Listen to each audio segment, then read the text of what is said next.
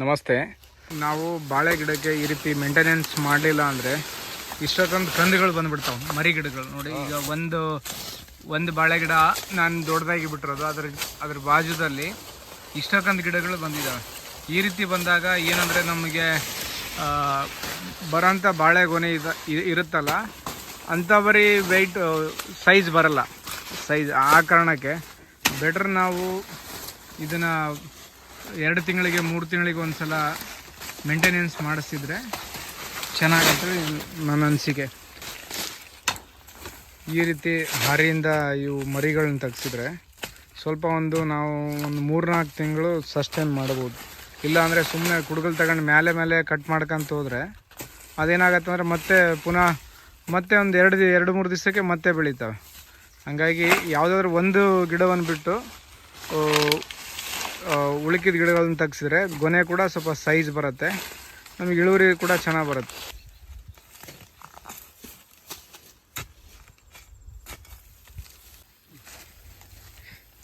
ಈಗ ನಮ್ಮ ತೋಟದಲ್ಲಿ ಲಾಸ್ಟ್ ಟೈಮು ಬಾಳೆ ಮರಿನ ಕಟ್ ಮಾಡಿಸಿದ್ದೆ. ಈಗ ಒಂದು 15 ಡೇಸ್ ಆಯಿತು. ಈಗ ಮತ್ತೆ ಕಟ್ ಮಾಡಿಸ್ತಾ ಇದ್ದೀನಿ. ಈಗ ಒಂದು ಬೇರೆ ಮೆಥಡ್ನ ಯೂಸ್ ಮಾಡೋಣ ಅಂತ ಅಂದ್ಕೊಂಡಿದ್ದೀನಿ.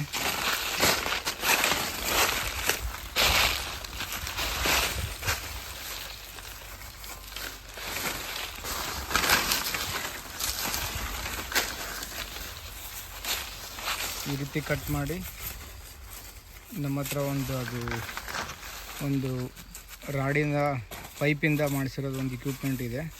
ಅದರಿಂದ ಹಾಕಿ ನೋಡೋಣ, ಸ್ವಲ್ಪ ಟೈಮ್ ಸಿಗ್ಬೋದೇನೋ ಅಂತ ಅಂದ್ಕೊಂಡಿದ್ದೀನಿ. ಇದನ್ನು ಈ ರೀತಿ ಈ ಸಲ ನೀಟಾಗಿ ಮೇಂಟೈನ್ ಮಾಡೋಣ ಅಂತೇಳಿ ಮಾಡ್ತಾಯಿದ್ದೀನಿ. ಈಗ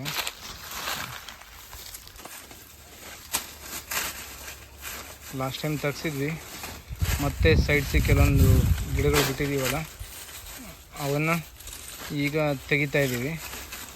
ಅದನ್ನು ತೆಗೆದು ಮತ್ತು ಅದರ ಜೊತೆಗೆ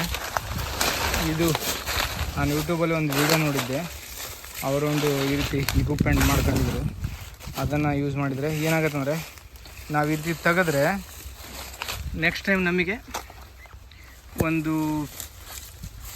ಈ ಗಿಡ ಬರಲ್ಲ. ಈ ಗಿಡ ಇದೆಯಲ್ಲ, ನೆಕ್ಸ್ಟ್ ಟೈಮ್ ಬರಲ್ಲ. ಈ ಹೋಲ್ ಬಿದ್ದಿದೆಯಲ್ಲ, ಆ ಹೋಲಲ್ಲಿ ನೀರು ನಿಂತು ನೆಕ್ಸ್ಟ್ ಟೈಮ್ ಈ ಗಿಡ ಬರಲ್ಲ. ಅದೇ ರೀತಿ ಮಾಡ್ಕೊಂಡ್ರೆ ನಮಗೆ ನೆಕ್ಸ್ಟ್ ಟೈಮ್ ಈ ಗಿಡ ಬರಲ್ಲ. ಸೈಡ್ಸಿಗೆ ಬಂದಿರೋದು ಕಟ್ ಮಾಡ್ಕೊಂತ ಹೋದರೆ ಆಯಿತು. ದೊಡ್ಡವು ಸ್ವಲ್ಪ ಸಣ್ಣ ಇರ್ತಾವಲ್ಲ, ಅವನ್ನ ಕಟ್ ಮಾಡ್ಕೊಂಡು ಹೋದರೆ, ಇಂಥವು ದೊಡ್ಡ ಗಿಡ ಇರ್ತಾವಲ್ಲ ಅವನ್ನ ಈ ರೀತಿ ಕಟ್ ಮಾಡ್ಕೊಂಡು ಹೋದರೆ ಅದರಲ್ಲಿ ನೀರು ನಿಂತು ನೆಕ್ಸ್ಟ್ ಟೈಮ್ ಅಲ್ಲಿ ಆ ಗಿಡ ಬೆಳೆಯಲ್ಲ. ಹಾಗಾಗಿ ಈ ಟೆಕ್ನಿಕ್ನ ಯೂಸ್ ಮಾಡೋಣ ಅಂಥೇಳಿ ಈ ಸಲ ಪ್ಲ್ಯಾನ್ ಮಾಡಿದ್ದೀನಿ. ನೋಡೋಣ, ನೆಕ್ಸ್ಟ್ ಟೈಮ್ ಮೇಂಟೆನೆನ್ಸ್ ಸ್ವಲ್ಪ ಈಸಿ ಆಗ್ಬೋದು ಅಂಥೇಳಿ ನಾನು ಈ ರೀತಿ ಪ್ಲ್ಯಾನ್ ಮಾಡ್ಕೊಂಡಿದ್ದೀನಿ. ಇದು ಈಗ ಲಾಸ್ಟ್ ಟೈಮ್ ಬರೀ ಕಟ್ ಮಾಡಿಸಿದ್ದೆ, ಅದು ಒಂದು 15 ಡೇಸಿಗೆ ಬಂದಿತ್ತು. ಈ ಸಲ ಮೇ ಬಿ ಟೈಮ್ ಸಿಗ್ಬೋದು ಅನ್ನೋ ಇದ್ರ ಮೇಲೆ ಪ್ಲ್ಯಾನ್ ಮಾಡ್ತಾಯಿದ್ದೀನಿ. ಅಂದರೆ ಸ್ವಲ್ಪ ದಿವಸ ಟೈಮ್ ಸಿಗ್ಬೋದು ಇದನ್ನು ಕಟ್ ಮಾಡಿದರೆ. ಈಗ ಸೈಡ್ಸಿಗೆ ಬಂದಿರೋವು ಈ ಕಟ್ ಮಾಡಿರೋವು ಬರಲ್ಲ, ಕೆಳಗಡೆನಾದ್ರು ಸೈಡ್ಸಿಗೆ ಬರೋವಿದ್ರೆ ಅವು ಬರ್ತಾವೆ ಅಷ್ಟೆ. ಹಾಗಾಗಿ ಈ ಸಲ ಈ ಮೆಥಡ್ನ ಯೂಸ್ ಮಾಡಿ ಸ್ವಲ್ಪ ಬಾಳೆನ ಸ್ವಲ್ಪ ಮೇಂಟೆನೆನ್ಸ್ ಕಾಸ್ಟ್ ಕಡಿಮೆ ಮಾಡ್ಕೊಳ್ಳೋಣ ಅನ್ನೋದು ನಂದು ಆಲೋಚನೆ ಇದೆ. ಈಗ ನೆಕ್ಸ್ಟಿಗೆ ಏನಿದ್ರು ಬರೀ ಒಬ್ಬ ಬಾಳೆ ಇದ್ದರೆ ಸಾಕು, ಸೈಡ್ಸಿಗೆ ಬರೋ ಮರಿಗಳನ್ನ ಅಷ್ಟೇ ಕಟ್ ಮಾಡ್ಕೊತ ಹೋದರೆ ಸಾಕಂತ ಅನಿಸ್ತಾ ಇದೆ ನನಗೆ.